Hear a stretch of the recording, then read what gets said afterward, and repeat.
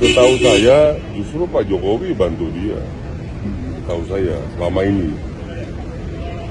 ini. Ya buktinya kan sampai dengan periode pengurus pimpinan KPK yang lama kan tidak pernah ada dikutak-atik. Ini kan periode yang baru. Pertanggungjawaban ketua umumnya seperti apa Pak yang dimaksud? Dia harus mengundurkan diri sebagai bentuk pertanggungjawaban atas ini kan masalah serius, masalah hukum, bukan masalah sebatas etika yang digembar-gemborkan. Ini hukum. Dia harus seperti Perdana Menteri Kanada ya sekarang mengundurkan diri, hanya menyatakan bahwa ingin masuk ke negara bagian ke-51 saja. Korea, ya harus dimulai lah.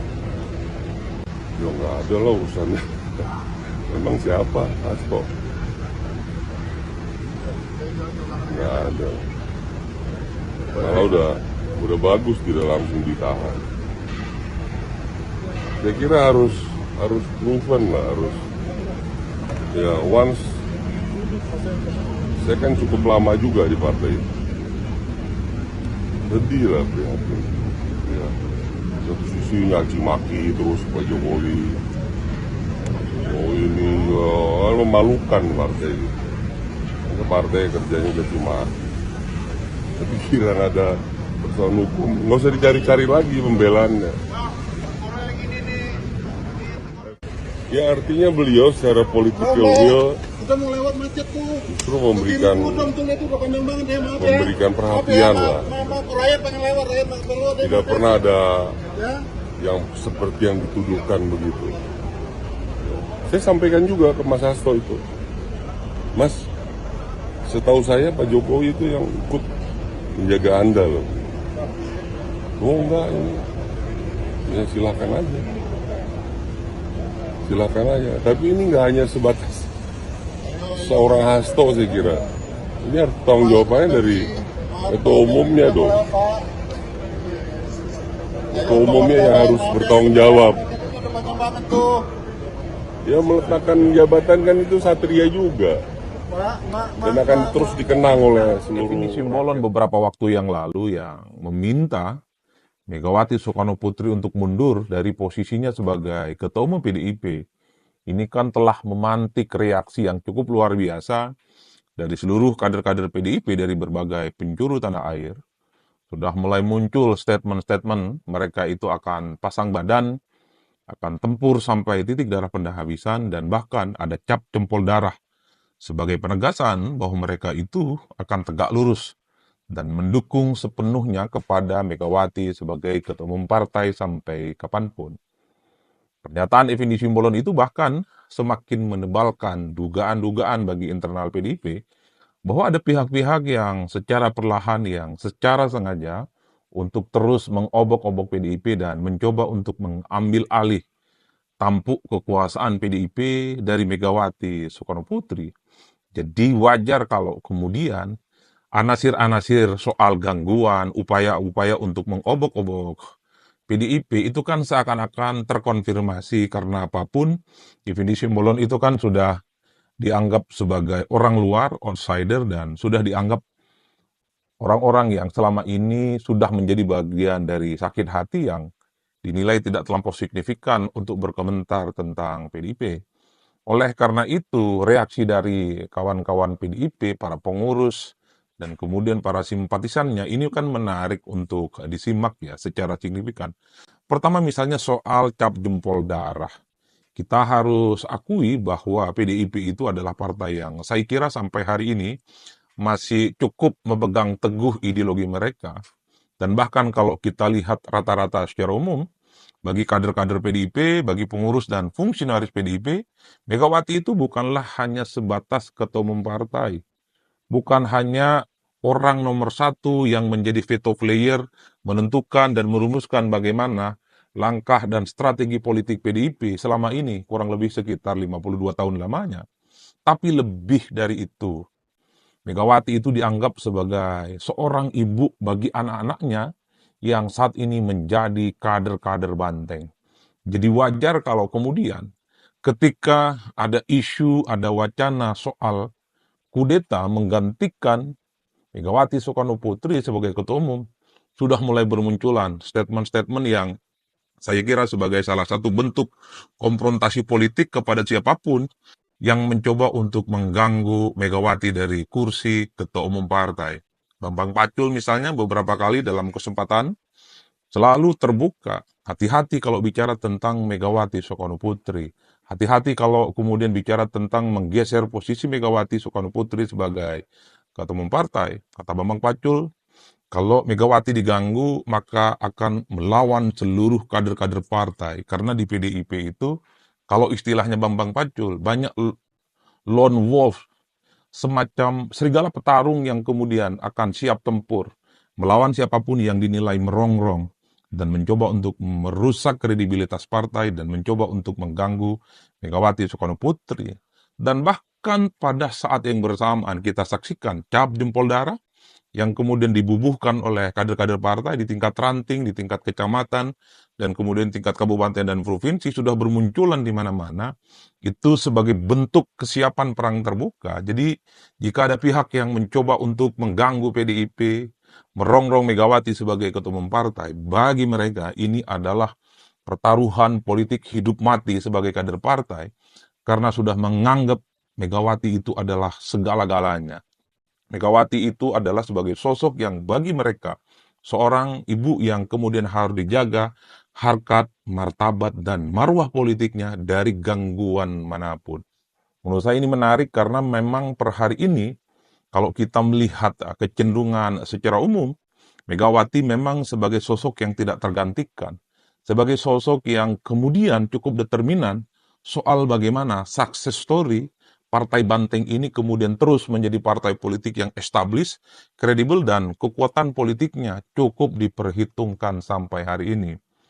Per hari ini sebenarnya, di luar alasan regenerasi kepemimpinan, sebenarnya secara politik, tidak ada alasan apapun sebenarnya untuk menggantikan Megawati sebagai ketua umum partai. Karena sepanjang Megawati jadi ketua umum partai, terutama pasca reformasi tahun 99 sampai 2024, saya kira Megawati itu sudah menunjukkan sebagai partai politik, sebagai ketua umum yang membawa PDIP sebagai partai politik yang relatif kompetitif. Tahun 99 perolehan pilegnya PDIP itu 33%. Setelah itu 2004 memang turun secara signifikan menjadi 14%. Megawati maju Pilpres kalah dari SBY.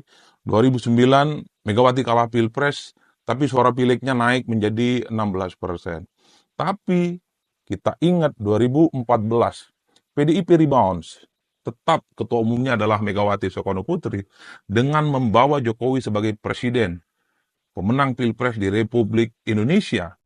2024, 2019 maksud saya, kita juga menyaksikan di bawah Megawati Soekarno Putri, perolehan pileg PDIP juga naik secara signifikan. Dari sebelumnya 2014 itu di kisaran 18, naik menjadi 19,6%. Dan Jokowi terpilih menjadi presiden untuk yang kedua kalinya. Jadi kalau kita cacah dan kita iris satu persatu, ketika PDIP di bawah Megawati Soekarno Putri sebagai ketua umum partai, sebenarnya tidak ada alasan-alasan apapun secara signifikan untuk menggantikan Megawati sebagai ketua umum partai.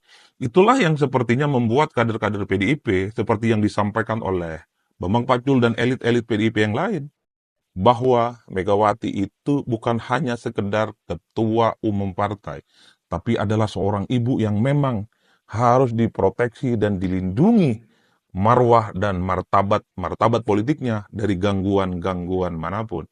Jadi itulah yang sepertinya membuat ada kecenderungan di Kongres PDIP, katanya bulan April, itu akan kembali memberikan mandat kepada Megawati Soekarno Putri tetap menjadi ketua umum partai PDIP. Itu yang sudah disampaikan oleh Hasto beberapa waktu yang lalu sebagai sebuah bocoran politik di Kongres PDIP yang kesekian kalinya. Rasa-rasanya seluruh kader, seluruh fungsionaris, dan seluruh pengurus partai PDIP ingin terus menjadikan Megawati sebagai ketua umum partai yang tidak tergantikan. Bahkan kalau kita mau jujur sebenarnya, satu persatu kita membaca hasil-hasil survei, argumen kenapa seseorang memilih PDIP itu tentu tidak terlepas dari terah politik Soekarno, itu cukup kuat dan cukup signifikan. Di situ juga ada variabel-variabel yang kaitannya dengan Megawati Soekarno Putri. Memang per hari ini PDIP sedang dalam godaan dan bahkan berada dalam satu turbulensi politik yang cukup luar biasa.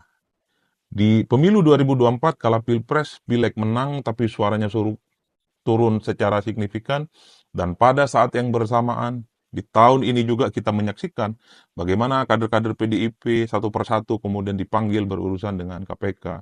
Ada Hasto yang sudah ditetapkan sebagai tersangka, Ahok misalnya dipanggil oleh KPK meski hanya sebatas saksi, kemudian Yasona Lawli juga dipanggil oleh KPK hanya sebatas saksi, tapi kan publik melihat ini semacam ada godaan, ada semacam dalam tanda kutip gitu ya. Bagaimana cobaan-cobaan politik itu silih berganti datang kepada PDIP di akhir, bagaimana mereka itu harus memutuskan berpisah jalan dengan Jokowi dalam konteks kepentingan politik. Tapi di atas segala-galanya, sekalipun misalnya Sekjen PDIP Hasto ditetapkan sebagai tersangka, ada sebagian kadernya juga dipanggil oleh KPK sebagai saksi, soal soliditas kepada Megawati Soekarno Putri, bagaimana sikap tegak lurus, dan kemudian menyatakan Megawati di atas segala-galanya bagi partai, itu tidak ada yang bisa membantah. Oleh karena itu, kalau urusan yang lain di PDIP mungkin kader-kader PDIP itu agak sedikit lunak dan mungkin akan melihat ini sebagai bagian dari dinamika politik. Tapi ketika bicara tentang menggeser, apalagi mengganti Megawati sebagai ketua umum partai, apalagi ingin mengkudeta PDIP sebagai partai besar, disitulah kemudian bahwa para moncong putih, kader-kader banteng ini siap untuk tempur dan bahkan mereka siap untuk berjuang sampai titik darah penghabisan. Jadi statement-statement cap jempol darah, bagaimana mereka itu tegak lurus bersama Megawati sebagai simbol partai, itu bisa diartikan bagaimana partai ini cukup tegak lurus dan menganggap bahwa PDIP itu ya Megawati dan Megawati itulah ya PDIP. Ini yang kemudian menurut saya per hari ini sulit memang membayangkan ketika ada orang yang mencoba untuk mengaut-aut dan mengobok-obok Megawati, mengobok-obok PDIP, pastinya akan dilawan oleh para banteng yang mereka siap untuk bertempur sampai tuntas. Ini yang saya selalu katakan, PDIP boleh kanan kiri ada kadernya yang dipanggil oleh KPK, boleh misalnya kalah dalam Pilpres, boleh misalnya dalam pilkada itu dikucilkan, tapi ketika bicara tentang sosok Megawati Soekarno Putri, karena adalah simbol dari PDIP, disitulah kemudian para banteng ini siap untuk selalu melakukan pertempuran-pertempuran politik dengan siapapun dia yang dianggap akan mengganggu dan merongrong stabilitas partai melalui ketua umum mereka yang kemudian diisukan untuk digantikan. Inilah yang kemudian menjadi realitas politik, bahwa apapun judulnya, Megawati itu adalah sosok yang tidak akan pernah tergantikan di PDIP. Lalu apa pertanyaannya? Kalau bicara tentang suksesi kepemimpinan yang ada di PDIP, khususnya ketua umum, saya kira kuncinya cuma satu. Megawati bisa berhenti sebagai ketua umum, itu tentu atas kehendak dirinya sendiri. Siapapun yang berhak untuk menjadikan ketua umum menjadi ketua umum di PDIP, itu pastinya harus seizin dan harus kehendak Megawati Soekarno Putri. Di luar itu, saya kira upaya-upaya apapun untuk mengganti Megawati Soekarno Putri sebagai ketua umum partai, rasa-rasanya sulit akan terjadi. Pernyataan itu tentu sangat tergambar dari apa yang disampaikan oleh Bambang Pacul. Kata Bambang Pacul, ketua umum pastinya mereka itu tegak lurus kepada Megawati Soekarno Putri. Megawati itu bisa diganti atas seizin dan tentu dan atas kemauan Megawati Soekarno Putri yang saat ini selalu kuat menjadi corong penting di partai berlambang banteng ini. Jadi kalau publik bertanya-tanya, kira-kira kapan ketua umum PDIP itu akan berganti dari Megawati entah ke siapa, kuncinya cuma satu, ada di Megawati Soekarno Putri. bukan di orang-orang yang lain dan bukan dari mereka yang sudah nyata-nyata dianggap dipecat dan outsider.